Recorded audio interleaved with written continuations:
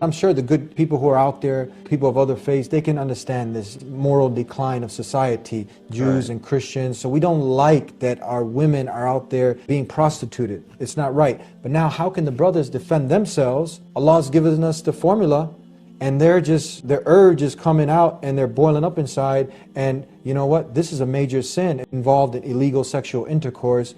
Pornography is on the rise. No Muslim should have any part in this. Shaitan tries to do with you. And you know, when the whole John Edwards scandal happened, there was a whole, I remember Time Magazine or Newsweek did a whole issue on the psychology of a cheater.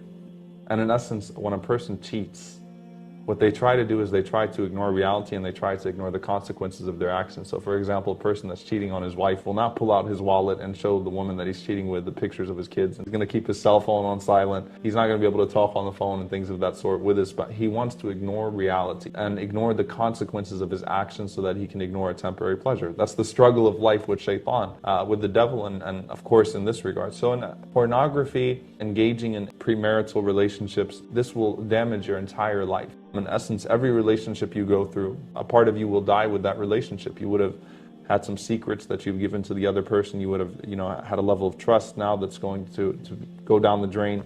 You would have exposed certain things to that person. And so, I mean, every time you go through one of those, a part of you dies. Your capacity to love dies. You become more suspicious of the next partner, the next partner, the next partner. You become vulnerable. In one medical journal, they said that a woman who loses her virginity while still in high school is likely to have up to 17 partners in the next 5 years because of the vulnerability, the feeling of vulnerability. So this is for brothers and sisters. You go through relationship, you go through these things, it will have damaging effects on your life.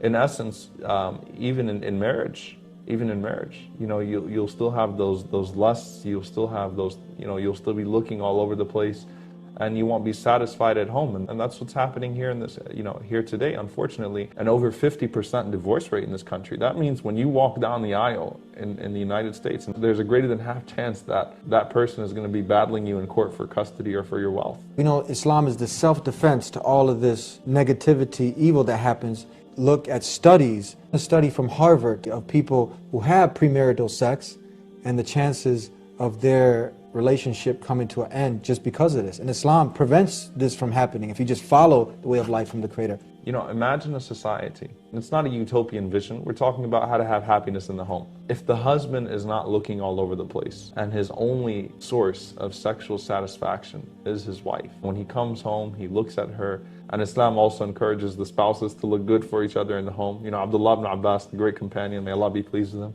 before he would walk into the house, he would start combing his hair, perfume himself, fix his clothes up, and he said, look, I like to look good for my wife just as I like her to look good for me. So you have the husband who walks into the house and takes off his clothes right away with what's called the wife beater. Then you've got the wife in her Winnie the Pooh pajamas with cream all over her face whenever the husband comes home. And he's just seeing all those billboards that you're talking about. Now he's looking at his wife in that state and she's saying, where have you been and what's wrong with you?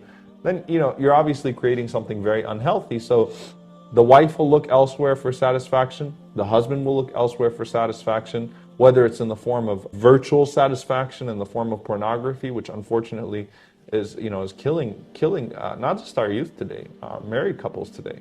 It has life-altering effects. You just will never be able to have happiness in your marriage. So that's why Islam encourages you, focus your gaze on your spouse. You get married, you should look for someone that you're attracted to. There's no doubt about it. But once you're there, you're there. That's it. You look at these glorified individuals, people that aren't real looking, and you indulge in that, then nothing is going to satisfy the eye anymore. And again, everything Allah legislates is for your own good also. It's for your own good in this world. So Allah is trying to make it easy for you. So what I would say to those people, because look, let's face it, pornography and those types of, it's so rampant and people are struggling with it. That would even be good in other areas. They're good Muslims, but they're struggling with that. Just think about the consequences with God. Think about having to meet Allah, having to have that pornography played in front of you and having to explain to Allah that I was watching this in front of you. Because Allah was watching you the whole time. But this is killing your relationship with God. Because in essence, back to the psychology of a cheater, you're purposely trying to ignore God at those moments. No one is sitting there reading Quran while they're watching pornography or remembering God.